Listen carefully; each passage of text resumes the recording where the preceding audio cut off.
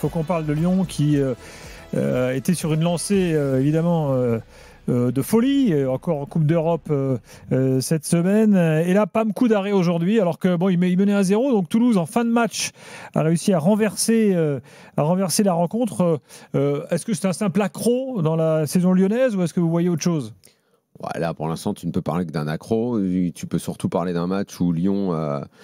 je pense... Alors, j'allais dire qu'à un partout, je m'étais dit, honnêtement, vous méritez ce qui vous arrive. Parce que cette deuxième mi-temps, si vous pensez qu'en jouant 20 minutes, une demi-heure, ça va suffire, le 2-1, c'est sévère. Là, pour le coup, c'est vraiment une grosse claque par rapport à ce que produit Toulouse, par rapport au match et tout ça. Mais qu'il soit sanctionné après un match avec autant de suffisance, avec une deuxième mi-temps jouée à ce rythme-là, avec aussi peu d'intention, c'est pas immérité ce qui leur est arrivé. Peut-être que le 2-1, c'est un peu sévère.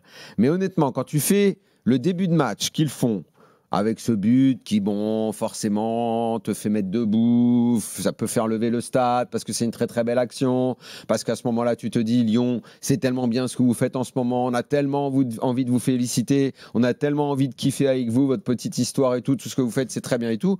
Mais dans la foulée, là, t'es sur ton canapé, à la mi-temps, j'ai commencé... je vais me chercher à boire pour rester un peu éveillé. Déjà, les 15 dernières minutes de la première mi-temps, ils étaient déjà. Voilà, donc à la mi-temps, tu te lèves, donc ça permet de te relaxer un peu. Tu bois un petit verre pour te réveiller. La mi-temps, elle démarre.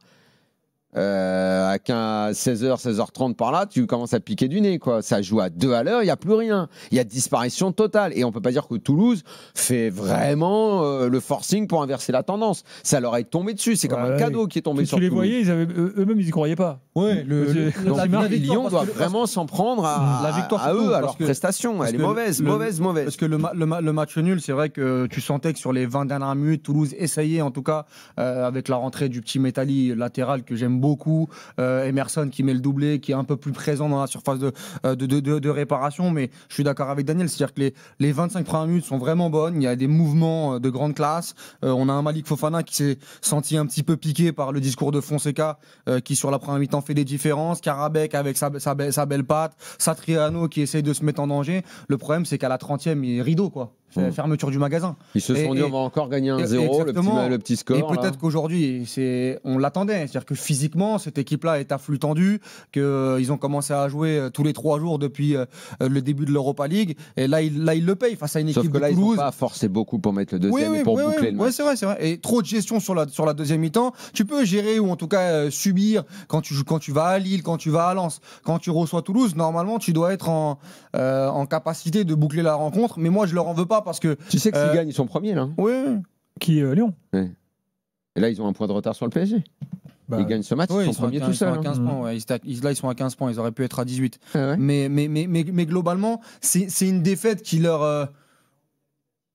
En fait, on pouvait l'imaginer. On pouvait imaginer en tout cas que Lyon perde des points cet après-midi. Toulouse, c'est toujours chiant peut-être à jouer pas la défaite, à la maison. Non, la défaite, non. Mais en tout cas, perdre des points. Et tu prends ce but là sur coup de pied arrêté, sur le corner à la dernière seconde. Voilà, ça va permettre. Après, je les ai guignés jeudi. Pourquoi tu t'avais dit quoi ? Complètement guigné. Pourquoi ? Parce que je sais pas pourquoi je suis allé. J'avais en tête que Toulouse, ces derniers temps, avait fait des bons matchs à Lyon, alors qu'ils n'avaient pas gagné depuis 1966. Ouais. Je sais pas où j'avais inventé qu'il y avait une bête noire. Je sais pas pourquoi.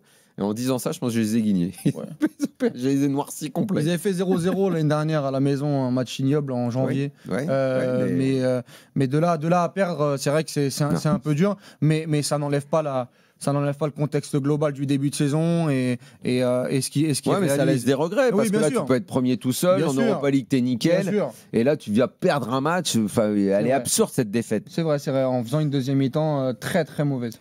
Adem est là, supporter lyonnais. Adem, bonsoir. Bonsoir à tous. Salut Adem. Simple accro dans la saison parce que le début de saison est quand même très réussi. Donc il faut retenir ça quand même. Est-ce que finalement tu prends un peu de hauteur toi aussi et tu te dis c'est pas si grave ou alors t'es énervé? Non, je suis pas si grave, mais en même temps, je suis énervé. Ah, bon, d'accord. Bah oui, parce qu'en fait, c'est quand tu es habitué, que tout se passe bien et tout, t'as pas envie d'arrêter d'être bien, quoi. T'as pas envie d'arrêter le kiff. Exactement, mais moi, j'aimerais mettre en lumière quelque chose, un point négatif. Pour moi, le principal responsable, c'est Paulo Fonseca, qui a fait son premier changement à la 78e minute de jeu, Alors, je veux bien, depuis le début de la saison, on n'arrêtait pas de gagner. Je mettais ça un peu sous silence. Mais là, ça devient trop criant. À chaque fois, ça faisait bon. Allez, les 2 derniers matchs, il a commencé à faire 1 ou 2 changements à la 65e. Ok. Mais là, avant, depuis le début de la saison, globalement, c'est 75e minimum pour un changement. C'est vrai qu'il n'aime pas trop changer. C'est un coach qui n'aime pas changer. Et puis, non, mais surtout que déjà, le premier changement, 78e, il fait rentrer Moreira qui est un ailier gauche, il le met à droite, alors qu'il ne joue pas beaucoup. Donc, déjà, bon, voilà. Et puis, en plus, le deuxième changement qu'il fait, donc, on rappelle 2 changements seulement dans le match, il le fait à la 91e minute de jeu. En plus, Lyon avait une touche et mettait la pression, était dans le contre Toulouse, il était à 2 doigts de la jouer vite. Et Fonseca a empêché de la jouer pour un changement à la 92e. Je veux dire, la gestion de Fonseca, de son équipe en plein match, elle est catastrophique. Et ça va se payer sur la suite de la saison. C'est vrai que déjà la semaine dernière, moi je trouvais sa lecture de match un peu bizarre parce que il a fait des choix un peu tardifs alors qu'il prenait un bouillon par Lille sur la deuxième mi-temps. Mais comme il y avait résultat positif, on n'en avait pas beaucoup parlé. Mais après, il faut aussi mettre ça en parallèle avec tout ce qu'il apporte sur sa lecture de match avant les rencontres où souvent c'est très bon, c'est très travaillé. Mais c'est vrai qu'il a ce petit péché mignon, Fonseca. Là, tu chipotes un peu, Adem, parce que vu les résultats depuis le début. Je peux pas critiquer Fonseca sur le début de saison, moi c'est impossible. Non, mais bien sûr, mais c'est que ça me fait peur un petit peu parce qu'en fait là, les changements, quand tu gères un match, il faut les changements servent aussi à garder cette dynamique-là. On l'a vu en Ligue Europa, il y a des joueurs qui sont quand même capables. Alors ils sont pas aussi forts peut-être que les titulaires, mais ils sont capables de garder cette dynamique-là.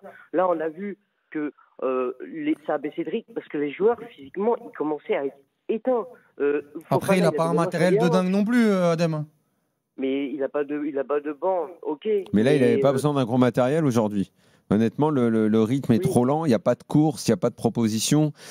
Aujourd'hui, ce n'est pas une affaire de matériel. Aujourd'hui, tu as une équipe de Toulouse qui ne fait pas grand-chose. Ouais, Ils ont mieux pressé en deuxième mi-temps. Qui ne joue même pas, mais bon, c'est faible. Tu as quoi? Tu as un premier tir, là, le tir qui passe à côté là, sur une mauvaise relance, la mauvaise relance dans l'axe de Morton. Bon, en première mi-temps, il n'y a pas grand-chose. Il n'y a rien, quoi. Tu vois, cette équipe de Toulouse-là, tu dois la battre. Tranquillement, quoi, 2-0 et c'est le mal. Je sais pas, il y a rien dans la deuxième mi-temps des Lyonnais. Il y a rien, c'est faible, quoi. Est-ce que c'est de la suffisance, de la fatigue? Après, depuis un mois et demi, il joue à 13 joueurs. Avec une espèce de nonchalance, avec des joueurs qui n'ont pas une énorme qualité. On va quand même gagner et on n'est pas. Parce que le but, le premier, finalement, il vient sur une erreur. Quand je parle de nonchalance, l'erreur, elle est claire et nette, quoi. Maitland Niles qui fait cette espèce de mauvais choix parce qu'il veut garder le ballon et donner au mauvais joueur. C'est une perte de balle qui doit jamais exister. Et c'est là où Lyon se met dans la merde avec cette égalisation et derrière, ils perdent complètement le fil. Après, c'est un peu le corner, la tête, machin et tout, mais c'est cette action-là. Ils ont pas une marque de dingue, Lyon, dans tous leurs matchs. Tu sais très bien que s'ils mettent pas les matchs, s'ils mettent pas les buts, sans cette erreur, ils peuvent peut-être le finir à 0 à l'arrache. S'ils ont 10-15 minutes de trou dans une rencontre, ils se mettent en difficulté. Ça va peut-être leur servir d'alerte, cette erreur de Maitland Niles, cette mauvaise passe. C'est vraiment un très très très vilain ballon perdu. Il a une passe facile à faire, il veut se compliquer, à faire le crochet pour la redonner. L'erreur, elle est grossière. Bon, peut-être que ça va être une alerte pour eux. Si on nous avait dit qu'à la J7, Lyon aurait 15 points, tout le monde aurait signé.